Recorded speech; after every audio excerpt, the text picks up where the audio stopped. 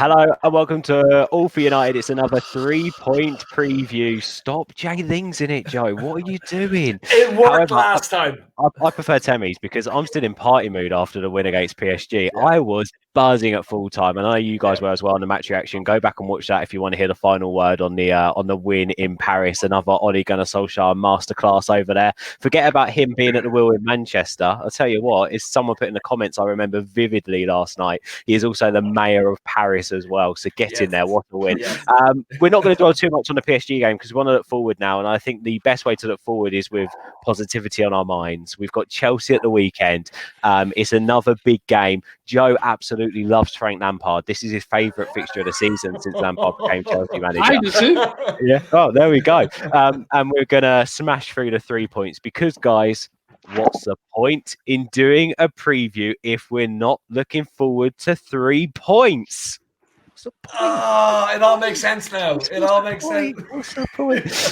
Joe, Temmie, Karthik, on with me. Boys, I want to start with undroppables. And the reason why I've named the first bit undroppables is because I feel like in the Newcastle game, in the PSG game, there were a selection of players who work hard, they are clearly grafters, and they are clearly players that Ollie trusts. And for me, just off the top of my head, thinking of them right now, it's David De Gea, it's Aaron Wan-Bissaka, it's Scott McTominay, it's Fred, it's Bruno, and it's Rashford. Those 6 players at the moment seem to be massively in favour with Ole Gunnar Solskjaer. Joe, would you agree with that? And do you expect to see them all against Chelsea? Yeah, like I expect, like it's hard to drop anyone, but I see the only changes. Are we going to do starting lineup? Can I say who's coming in and out? Or don't jump too much into that yet. Let's talk about the boys a bit more. Who are the undroppables, so to speak. Well, the guys you picked, 100%. De Gea against PSG the other night, sensational. Wan-Bissaka proved that he should be starting right back for England last night because he is like the best defensive right back in the Premier League, and the Premier League is the world, so therefore he's the best right back in the world. But I didn't say that; it's just facts. Okay, you're going throughout as you're going. Like Fernandes was insanely good. Like as captain, he is always great in the final third. He's always got that creativity, but he fought every inch of that pitch against PSG. There was no one. The only person I would say I put an asterisk on droppable would have been Rashford, but then he scored the goal. So like that's literally the most important thing in the whole game. As he was about to take that shot, I was like, "Bring on Dan James!" And that was pretty much my reaction as the goal went in. To be fair, I was thinking Van der Beek at that point. I was like, you can drop one of those front men. Let's get the passing right from the midfield. Let's bring on a Van der Beek or a Mata to get that ball through the lines. But then Rashford took it into his own hands and done what he done, and you can't take that away from the boy, can you? Yeah. Temmie, Joe makes some great points there. I think that the surprise too for everyone is Fred and McTominay, but I don't know why they're a surprise too when they played so well in that unbeaten run for Ollie. I mean, let's face it, Ollie seems to be getting the best out of those two, doesn't he? Yeah, I think there's something to be said for the amount of energy both of them can produce on the pitch, deep in midfield. They're both very similar, which is why I think that that's not a very sustainable pivot consistently throughout a Premier League season.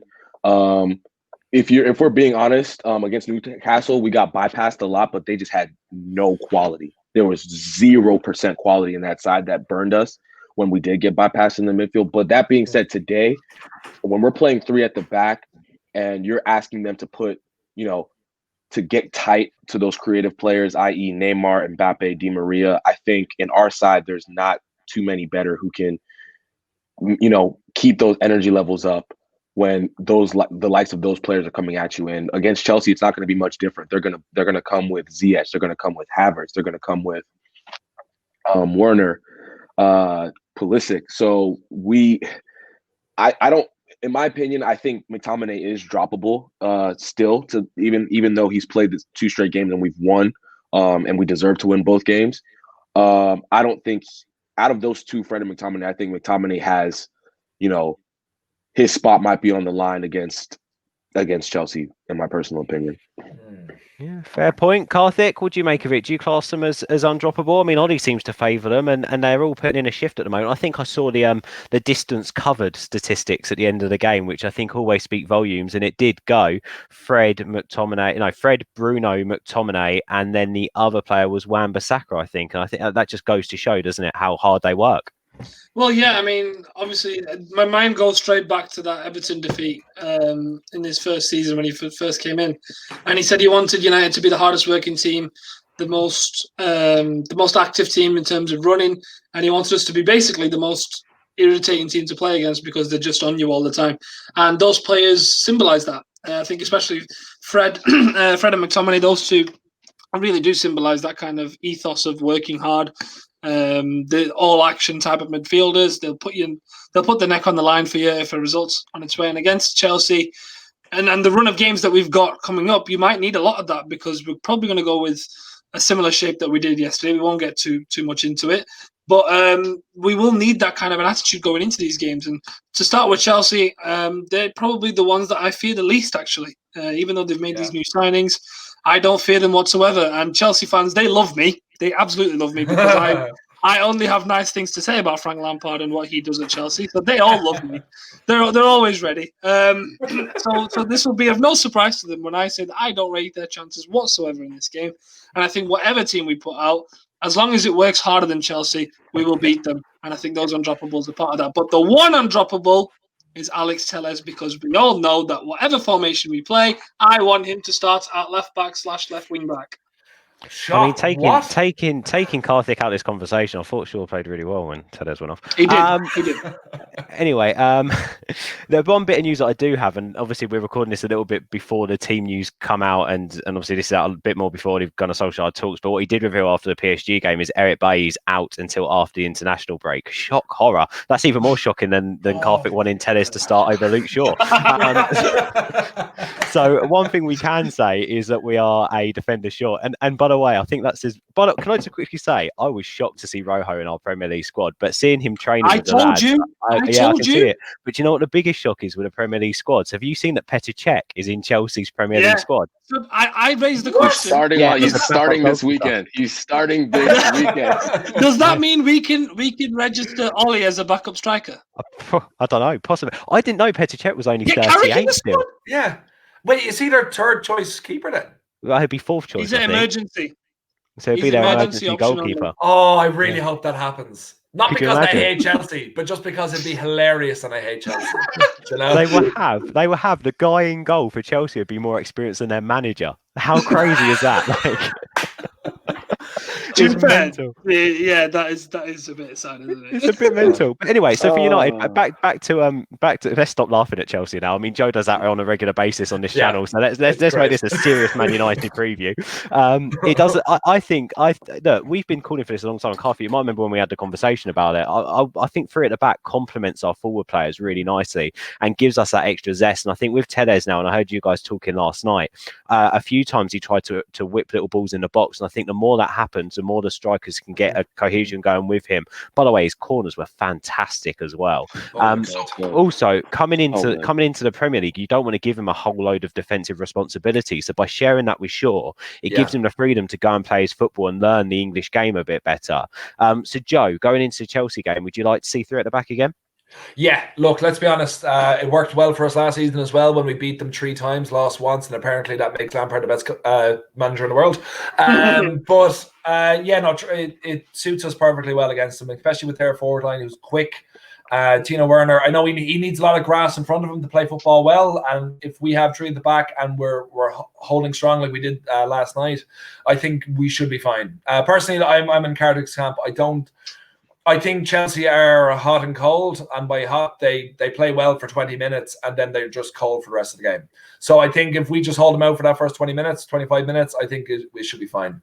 3 at the back suits us perfectly. I think it'll be Maguire, Luke Shaw, and Tuanzebe, I would say. And with that, I am more than confident. Timmy, do you like the 3 at the back? Yes, disrespect my guy Lindelof again like that, man. Come on.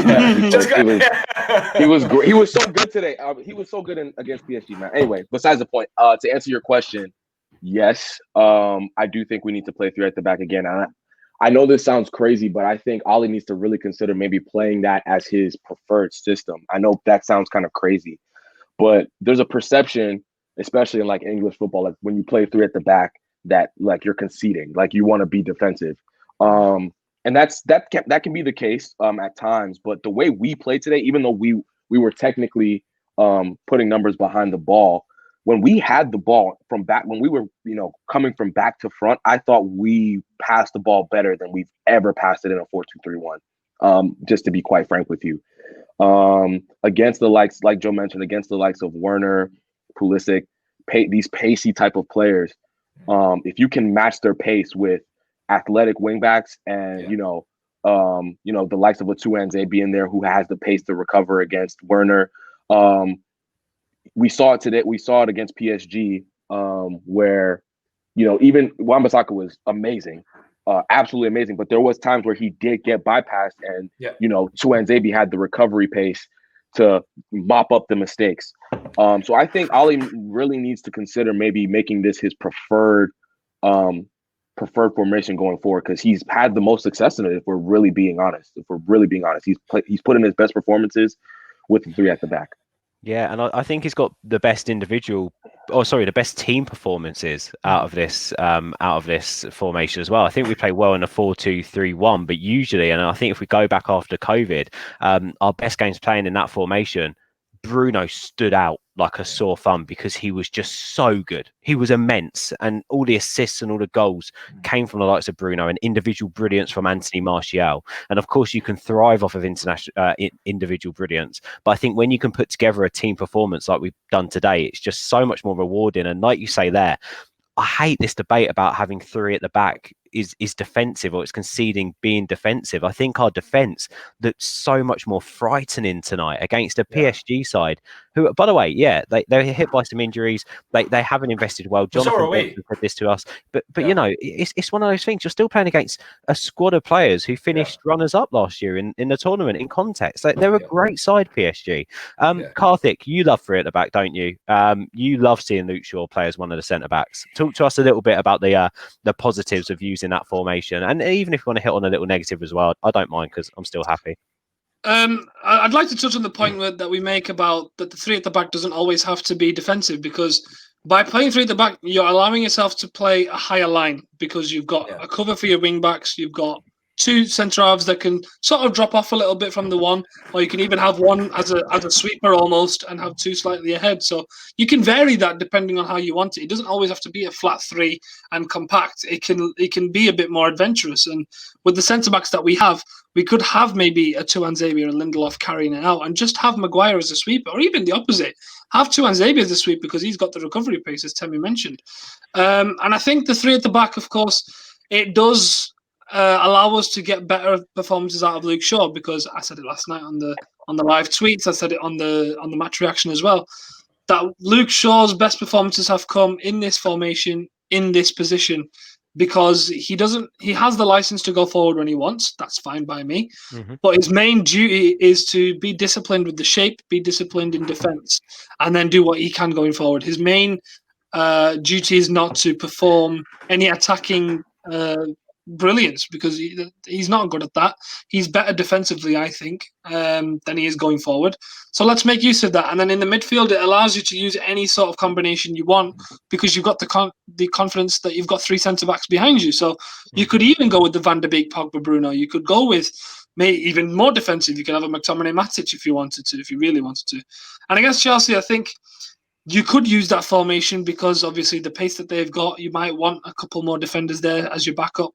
You may want to match up 3 for 3 if they go narrow, because Chelsea's front 3 that can be narrow as well as out wide. Pulisic, of course, can cut inside, or he can start off narrow and just run at you.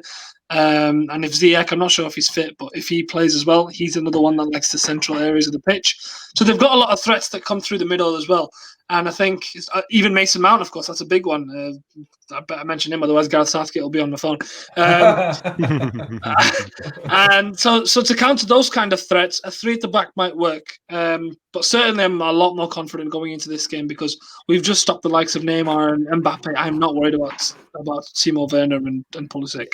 I also think Luke Shaw's a better recovery defender than he is a stand-up defender as well. And I think even last night he proved that a few times, getting in front of Mbappe, getting back, making sure that, if Lindelof wasn't there, that he could be. And I think the fact that he can play reactionary like that and use his intelligence is a good way to go for us. And yeah, three at the back, I think solid. We play well. Why not stick with it?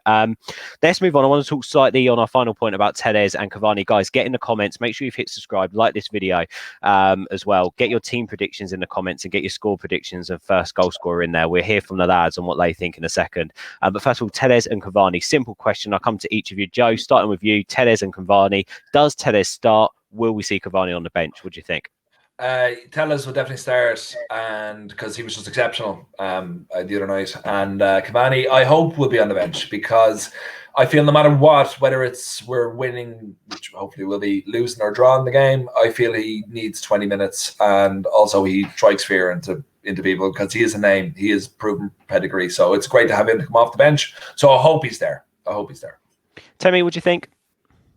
Yeah, no, I would definitely, if we're playing that 3 at the back system again, Telles has to play. He has to play, in my opinion. I don't think we can even question that after his performance today, or against PSG, excuse me. The Cavani one, I would agree with Joe. I would personally, Martial's not going to play, so maybe just put Rashford and Dan James to start the game, and then if it's tight at the end, that's when you bring on a Cavani for 20 minutes and just strike fear into Chelsea like they haven't seen in so long. They drew against Southampton, so they know a little bit about fear. But other than that, you know what I mean? I think Cavani should definitely. Yes. He should be in the squad and come off the bench.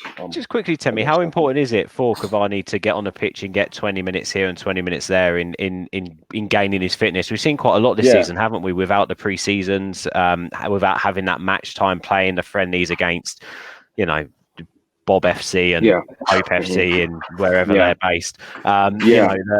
Actually, you don't get the fitness, you don't get the same sort of fitness in your legs. So how important is it for him to start seeing some of the pitch? Yeah, I think it's crucial, especially because of the way he plays. Anyone who's watched Cavani plays, he is like a Fred up front. Like, he doesn't stop running. He is an absolute engine. And one of the reasons, he's known to miss a lot of chances, you know what I mean? But I think that's because he almost runs himself into the ground. He literally does not stop running. So for somebody like that to play a full 90 after not playing for, 7 months, it would be very dangerous. It could be a risk. It would be a risk for injury. So we want him running his socks off for 20 minutes, then running his socks off for a half. Then just gradually increasing his workload. That's the type of. I think that's what Ollie's going to do. But yeah, I think these 20 minutes are crucial for him to get his wind up. Karthik, would you reckon, mate, we're going to see Telles start, and any more you want to add on Cavani too? With Cavani. Oh, he's got so much to add. I think he wanted to feature in the game because your new signing. You froze there. Sorry, carry on. You're back now. Sorry, mate. You did freeze slightly. I'm back. Yeah, you're back. It was the exact same last night. Anyway, I'll try that again. Cavani, you want him to play at some point because you're number 7. You I've frozen again, haven't I? No, you're back. No, I'm back. Okay, my internet's playing up. I'm sorry. So Cavani, yes, we want him to play at some point. Telles, obviously, he impressed last night against PSG. You want him to carry that on. And especially if the two are combining, you want to see how that works out. Everyone wants to see how that works out. I'm just wary of it becoming a sort of situation where we, when Luke Shaw and Falcao were playing in the same team and we were all like, oh, this is going to be a fantastic combination. And then it didn't really work out. I don't want it to turn into that. So, I see what you're saying. I do see what you're saying. I think it's quite interesting though that Scott McTominay was winning every single header in the PSG box, and you just imagine if that was Cavani on those headers, they're gold. It's an interesting one. Anyway, let's move on, guys. Get in the comments your predictions, please. That includes starting lineups, first goal scorer, and the score line. Last time we tried to do it between us, and it sort of failed and worked at the same time. So let's try and do it again. I think we're all going to go for the 3-5-1-2. That's how it works, isn't it? The 3 at the back anyway, formation. So we're definitely all going for Lee Grant in goal. 100%. Yeah. Well, if Chelsea have Peter Cech, we'll have Lee Grant. I think that's only fair. Yeah. If Chelsea have Petr Cech in goal, we'll have Lee Grant up front. I think is the only way to go. Let's go for. That's a bit disrespectful to Petr Cech, to be fair. Let's go David De Gea in goal. Big Dave. Yeah. And then Tuanzebe's got to start, right, lads? I'm kind of thinking what Temi said there, though. I know he was talking about Cavani with the fact of playing so much football too soon after coming back from a long injury. I can see why he might be dropped, but like on that performance, like he shouldn't be. But if it's due to just making sure he stays well and stays fit, that would be the only reason. But I want him there more than anything. I mean, I would, and I completely understand Ollie's position if Eric Bailly was fit. But because Eric Bailly isn't fit, we haven't got another centre back like Tuanzebe, have we? So he has to play, and because he takes Werner out of the game easily. So Tuanzebe for me, and then in the middle, well, Harry Maguire should be fit. Who plays? Is it Lindelof or Maguire? Maguire's still touch and go, isn't he? So I'm going to go with Lindelof. I would. I mean, in my personal opinion, you can't drop anyone in this back five. Like Lindelof. I mean, Tuanzebe was the standout because he had 2 amazing recovery tackles, or 3, in that game. But Lindelof was, I mean, he was very, very composed. He was the center point. You know what I mean? I thought he was very, very good today. So I can't see him being dropped. Since I'm still feeling like the buzz from last night, I will stick with Lindelof being in the starting 11. That's my happy birthday, Temi. Y'all know that's my guy. So if your captain's fit, you play your captain for me. Maybe I'm slightly old school in that sense, but I'm not forgetting the season that Harry Maguire had last year either. I think for me, he still has so much to give to this United side, and even against Newcastle, he was the best defender on the pitch. He was fantastic for me, Harry Maguire. No, I'm only saying that if he's injured, he's not playing. But if he's fit, he's in, and your Iceman's gone, Temi. I tell you what, that's a good debate though in the comments. Get them in. Who would you play if Maguire's, because you can only have one of them two in the back 3 for me. You can't have them both because otherwise it ruins that flow you've got. The whole point is that you've got 2 good ball carriers who have a little bit of pace, a little bit of strength about them to bring the ball out the defence alongside maybe a bit more of a slower, commanding defender who doesn't take no shit. So for me, you've got to have one of Lindelof, Maguire in there. So who are you guys going for? Get in the comments, and I'll take it. We'll play Luke Shaw alongside Maguire or Lindelof, depending what's what. So the wing backs, Wan-Bissaka, Telles, of course, straight into the side on undroppables. Do Fred and McTominay start though, lads? Fred, one of them does. Yeah, Fred definitely. One of them does. If I had to pick someone, I suppose I'd bring in Matic for McTominay. Who would you bring instead? Who would you say instead? I think Donny comes in for this one. You know. I would love. I'm going for realism here, not for. Is that heart over head? A little bit. Potentially, but I think it depends. If we go with Fred, if we keep Fred in, I think maybe you see a Matic. If it's a McTominay, then I think you might well see Van der Beek. I don't think both start. Which way are we going then, boys? Because we need to have a unanimous decision here. Go on, Temi. I will go with Fred, and I think he'll go McTominay. If we're just predicting what he will do, I think he'll go McTominay again. So Fred, McTominay again. Joe, what do you reckon? I'm thinking I would like that because I'm a huge fan of McTominay. I just think it'll be Fred and Matic. I think he'll want a cool head. What are you saying, Karthik? Yeah, I'm going to have to go with Fred and Matic. Interesting. Just thinking of it logically, I think I'm seen as Van der Beek. I'll go with. Are you picking what you would do or what Ollie would do? That's what Ollie would do. That's what Ollie would do. Okay. Yeah. Okay. I think it does make sense giving one of them a rest. I just wonder if you give the runner a rest. Because McTominay does play more of a stationary job. So I can understand if maybe he plays McTominay and rests Fred and potentially he could even bring Pogba back in that position. Who knows? But for me, Pogba doesn't work hard enough in that midfield. And isn't it funny that we're debating whether Pogba should come back into the starting 11? It's mental. That's how well these guys are playing.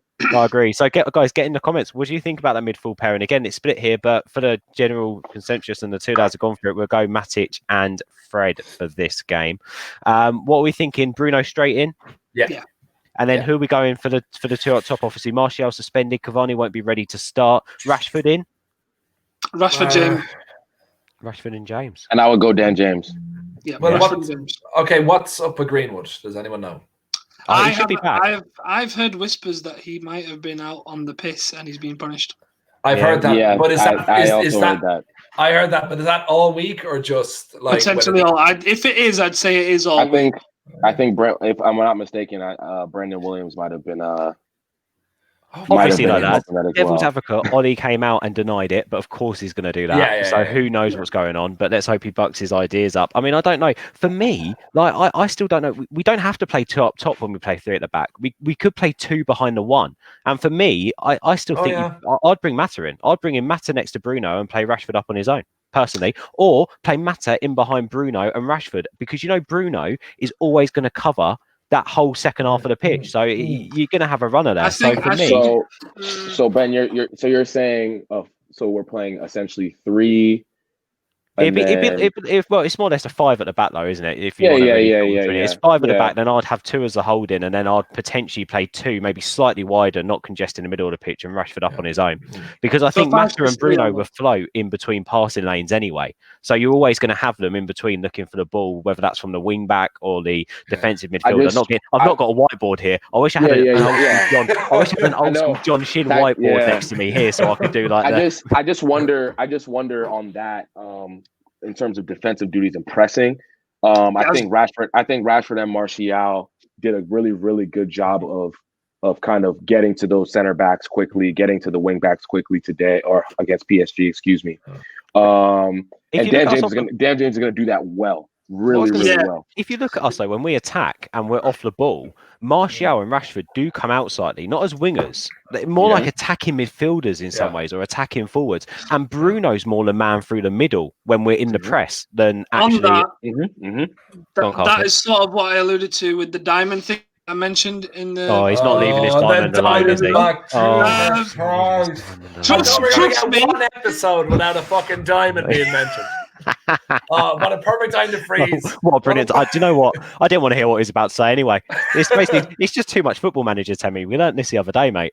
But like, you should have said I'm not feeling the diamond. But to be fair, I think back to this 3 at the back conversation, I think we can make this a very fluid system if we think about it. So against, like, we played a 4-2-3-1 against Newcastle. I thought we were okay up until the subs came on. Then, there was a jolt. If we're playing 3 at the back against a smaller side, that's when the Pogba comes. And we face smaller sides more often than not. That's when Pogba comes in. That's when BDP comes in. And then it becomes a frightening side in the midfield because we have ball players in there. We have the possession all the time, and they're picking out passes for fun. Sorry, Karthik. Although we rib you, we do actually really respect your opinion. So can you continue what you were saying, mate? No, I just meant... Brilliant. Thank you, Karthik. Right, that's the end of the show then. Come on, mate. Come on.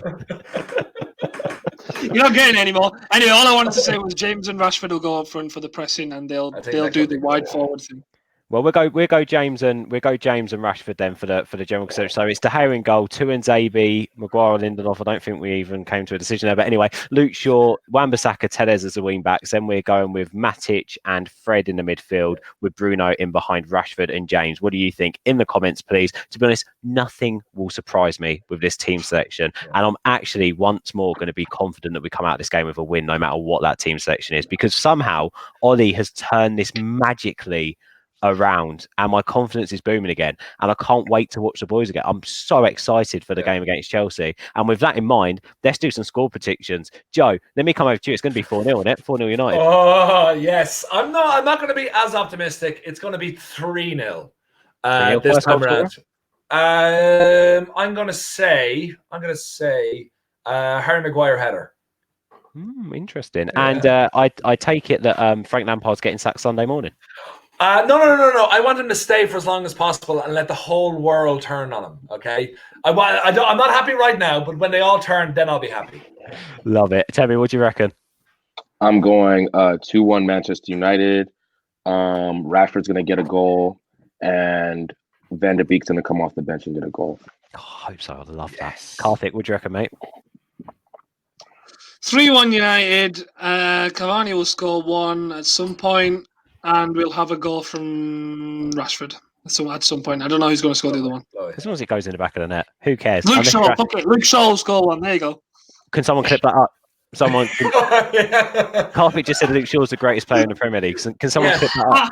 I'm surprised Cardigan could say that without vomiting, to be honest. Yeah, same.